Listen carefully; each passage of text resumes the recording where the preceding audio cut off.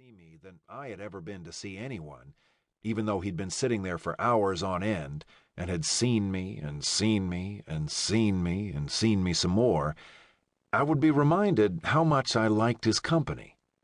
Jimmy was the only guy I knew who could change my mood for the better just by showing up. You know how people say you end up looking like your dog? That was probably true of me and Jimmy.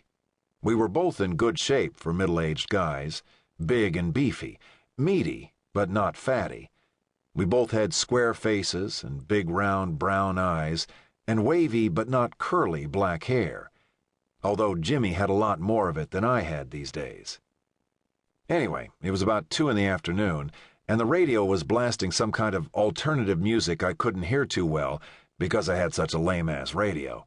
Everything that came out of that sad little speaker sounded like it was a poorly recorded, electronic, atonal, foreign language opera. Right about then, I noticed Jimmy was nowhere to be found.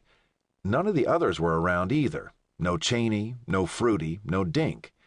So I started to worry that there'd been a massive prison break. Every few months, when Jimmy detected something of interest on the other side of the street, he'd eat a hole in the fence and tunnel out. It took Jimmy to get the old ball rolling, but then the rest of the dog team followed suit.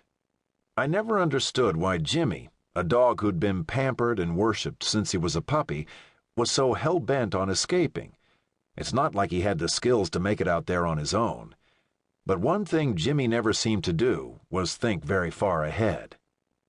After looking around and not seeing any obvious new fence hole, I thought I heard some kind of commotion over by the Bremner's 4-car garage, which was a separate freestanding Tudor hacienda structure built specifically to house the West Coast branch of the Bremner car collection, the 82 Mercedes, the 59 Eldorado, the 95 Porsche Carrera, and, of course, the Prius. The usual rich guy crap. Those damn cars had a nicer place to live out their retirement than any of the members of my family. So I headed over there to make sure my 4 drooling, bug-infested morons weren't scratching up any of those expensively maintained paint jobs. When I peered in an open side door, I got quite a surprise. An unusually large gathering of dogs were seated in a big group, panting and staring, apparently spellbound by something. As my eyes grew accustomed to the dimness, I realized that Jimmy was standing in front of them, holding forth like some overserved extrovert at a literary salon. Fruity, Cheney, and Dink, my other 3 dogs, were seated in the front row, listening intently. And behind them were more dogs I recognized from the neighborhood. Samson, the overweight Rottweiler mix from down the street, Harvey, the spaniel who lived next door, Squirty, that silly Jack Russell, and a few more whose names I didn't know. At first I stood quietly, unnoticed. Then Cheney, my shepherd coyote mix, smelled me and turned his head, offering a cursory wag of his tail. It was one of those, "Yo, how you doin'?" lackadaisical double thump-thumps that meant he had seen me, but wasn't interested in pursuing it. That I could understand Jimmy as he lectured to the other dogs didn't surprise me nearly as much as it would have before I started hanging out with Sara. She was constantly going on about teaching people to turn on their inner light by talking to their animals. That's what she did for a living. Sara was an animal communicator. Yeah, I know.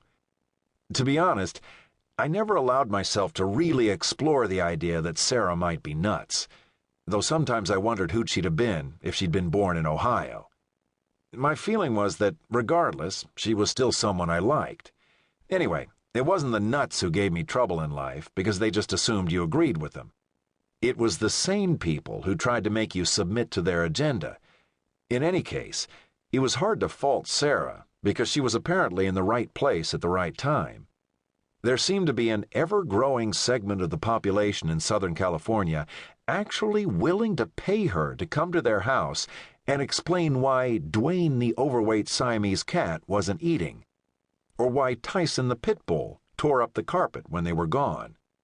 Believe it or not, she made bank leading workshops where she taught people to key into the problematic animals in question through meditation, and then to accept that the voices they were hearing in their head were the animals speaking to them telepathically.